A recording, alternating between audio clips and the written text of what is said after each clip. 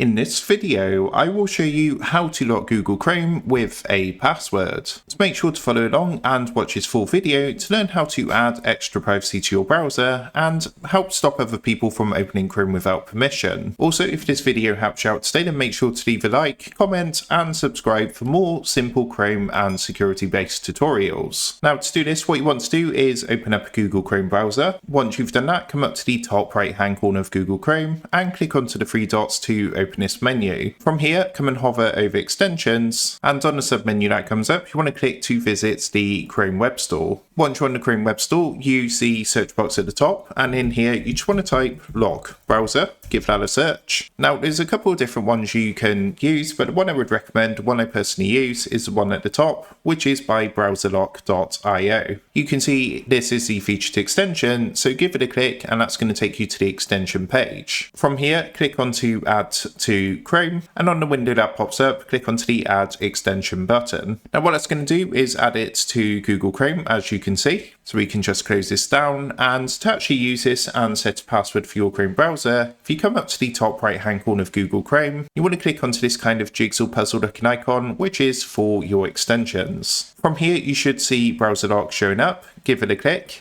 And then what you want to do first is click onto Open Settings, which is going to take you to a screen like this. Now from here, click onto Start Now, and what you want to do is create your account. It's completely free to register, so you just want to enter your name, surname, and email into here. Once you've done that, it's going to ask you to enter a browser password, which is going to be the password you're going to use to lock your browser. So make sure to make a note of this somewhere, but you just want to enter that into the two boxes here. And once you've done that, click onto register. Now, just a note that it does need to be at least 6 characters long. Once you've done that, click onto register, and it's going to take you to a screen like this. Might come up with a quick feedback window, but you can just ignore this for now, click later. Also, it's going to ask you to verify your email, so you can click onto validate and submit a quick verification code.